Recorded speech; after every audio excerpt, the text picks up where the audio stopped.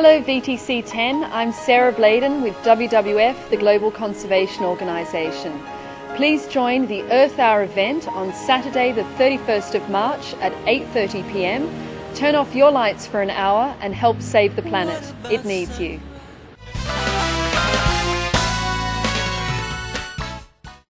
Hello everyone and welcome to Sharing Vietnam at 8:30 p.m. on NETVIET VTC10.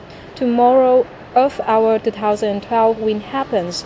This event attracts more than 1 billion people around the world to enjoy and share together the ideas about the importance of protecting our Earth and the environment that we are living in. So let's follow us in this talk show and share the idea with the WWF in Vietnam. Let's say hello to the guest of our talk show today.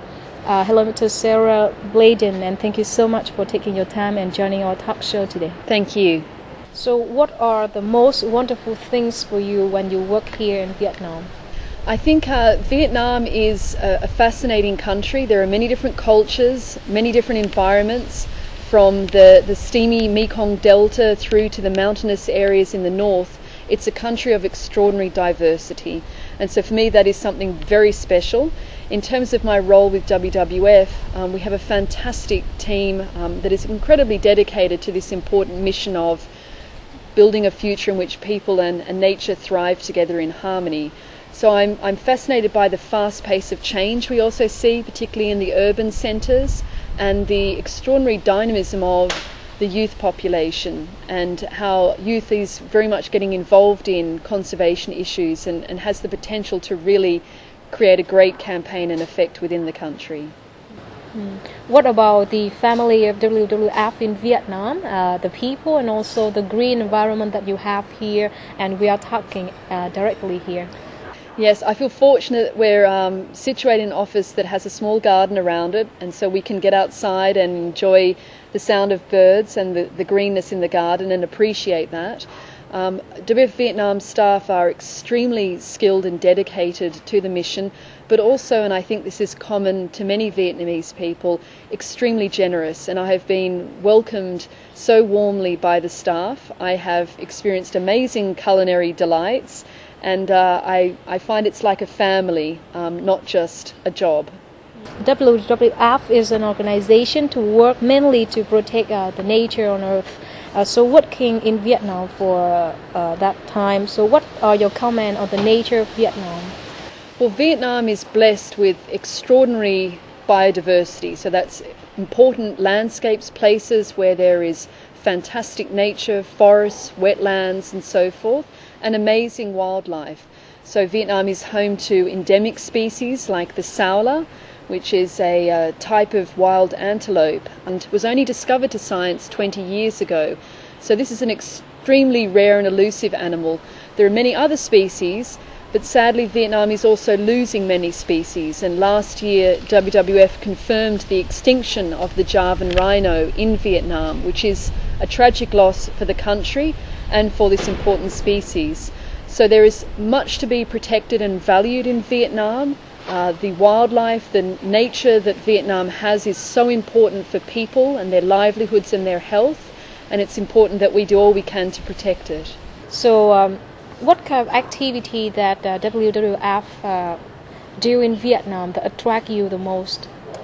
I think there's many different projects we're working on, and I think some that I've become familiar with and have come to really recognise the brilliant work being done include our work in the Saola Nature Reserve in Hue Province in the Central Annamites.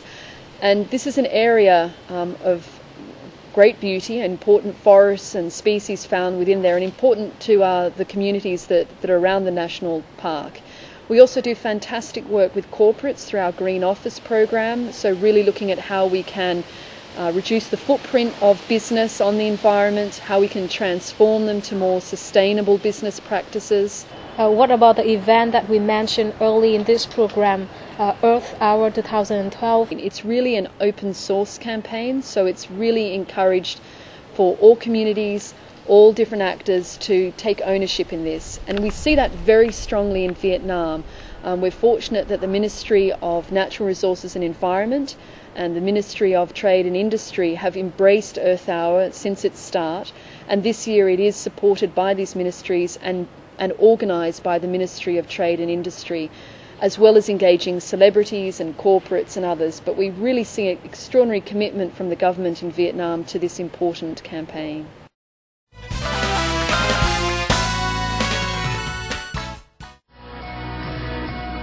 Earth Hour is an initiative of the World Wildlife Fund WWF that began in 2007, aiming to call on individuals, businesses and governments to turn off lights for 1 hour to demonstrate their interest in fighting climate change and promoting sustainability for better environment.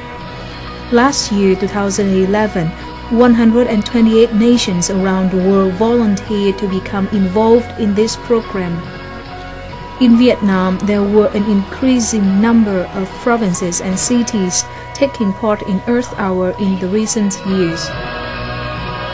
According to Vietnam Electricity EVN, the nation's electrical system saved 400,000 kilowatts, 500 million Vietnam dong thanks to an hour switch off live in 2011. On March the 31st, 2012, Earth Hour will take place the fourth time in Vietnam. The turning off light ceremony will officially take place from 8:30 p.m. to 9:30 p.m. in the framework of the Earth Hour 2012 with the message, "You and me, let's take action," launched by the Ministry of Industry and Trade.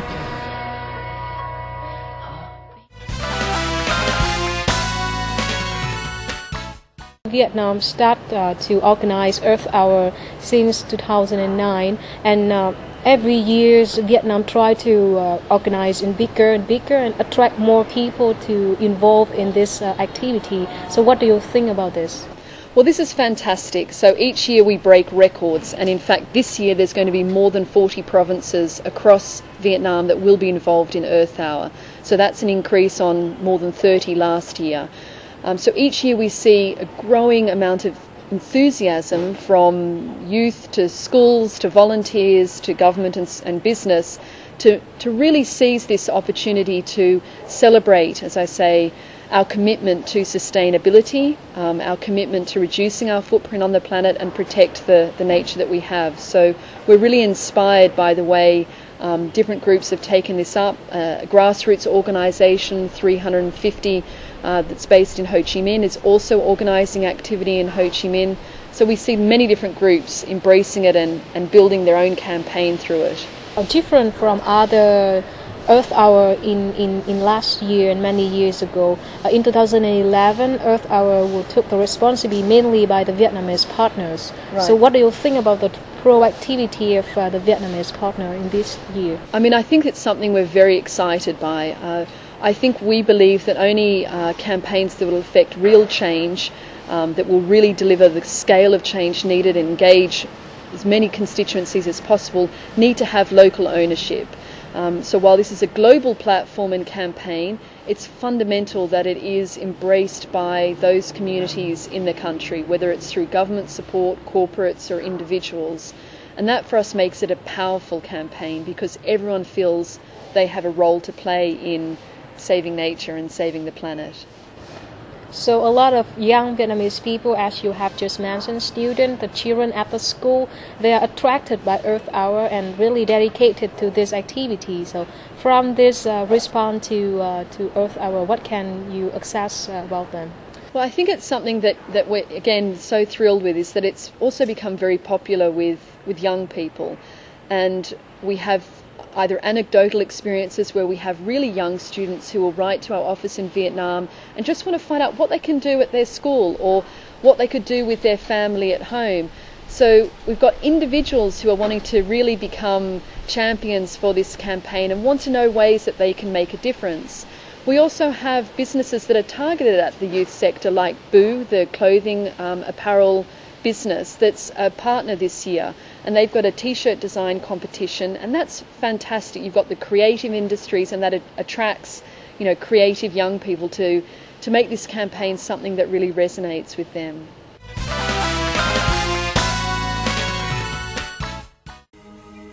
Among the Vietnamese participating Earth Hour every year, the younger ones are the people who have greatest enthusiasm. This year's, one more time, young people of Vietnam have the chance to demonstrate their commitment to protect the Earth against any negative effects created by the human beings. On March the 17th, Earth Song was organized at La S Park in Hanoi. Following the Earth Songs, another event run by the young people of Vietnam named Let's Take Action happened on March 25th. What about all the things that you said was yours and mine? Did you ever stop to notice all the blood we shed before? Did you ever stop to notice this crying earth, this weeping shore? Bắt nguồn từ cái tinh thần chung của trái đất, đó là sự lan tỏa, chia sẻ kết nối cộng đồng. Thì em muốn, bọn chúng em đã muốn làm một điều gì đó thật lớn, thật là hùng vĩ để mọi người nhìn vào, mọi người cảm thấy là mình có sự liên quan, và em quyết định sử dụng quá trình khổng lồ như thế này. Thật ra thì em cũng khá hứng thú với các cái hoạt động xã hội kiểu như thế này, và em thật sự thấy hôm nay đây là một chương trình khá là bổ ích. Mọi người đến đây bao gồm đủ tất cả mọi người từ trẻ con đến người lớn và cùng tham gia, mọi người cùng vẽ tranh rất là vui, và thật sự đây là một hoạt động rất là ý nghĩa.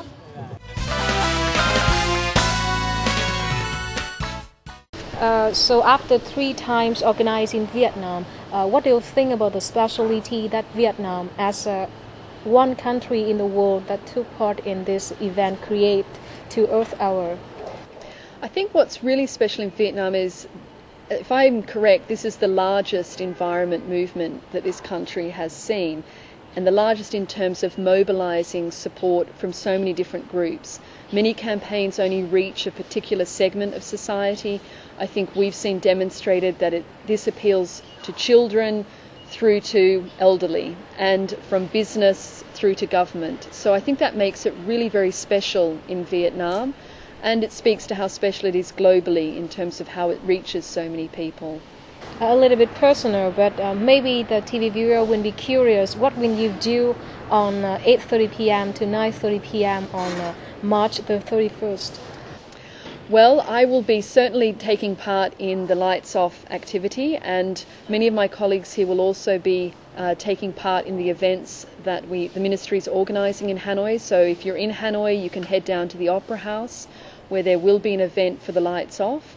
But also it can be a very personal thing, and so I enjoy also just having a dinner party by candlelight with friends, and to make it an opportunity to appreciate family and friends and sit around the table and appreciate that moment of conversation by candlelight, and recognising that this is a very special planet we live on, and we need to do all we can to protect it. So we're also doing a lot of pledges in our office as part of the I Will If You Will challenge.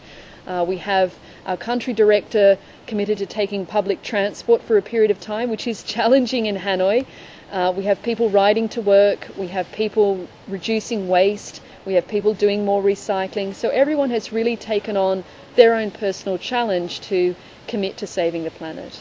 Once again, thank you so much for taking your time and sharing with us today. And I believe that all the TV viewers of Sharing Vietnam of VTC10 will turn up the light from 8:30 p.m. to 9:30 p.m. on March the 31st. Once again, thank you so much. Thank you. Thank you so much for your watching today, and we hope that you will join us in Earth Hour 2012. Thank you so much, and we will see you next time. Cảm ơn bà Sarah Bladen và biên tập viên Minh Ngân. Còn bây giờ chúng ta sẽ cùng quay trở lại với biên tập viên Khánh Long để đến với câu chuyện hội nhập của ngày hôm nay. Cảm ơn biên tập viên Hà Phương. Thưa quý vị và các bạn, cà phê cũng như nhiều nông sản khác của Việt Nam mới chỉ dừng lại ở cấp độ sản xuất theo số lượng, còn chất lượng rất hạn chế. Đó cũng chính là lý do mà vị thế của ngành cà phê vẫn chưa tương xứng với tiềm lực hiện có. Và để khắc phục tình trạng này, ngành cà phê đang tính đến việc sản xuất và chế biến mang tính bền vững với xu hướng cà phê sạch.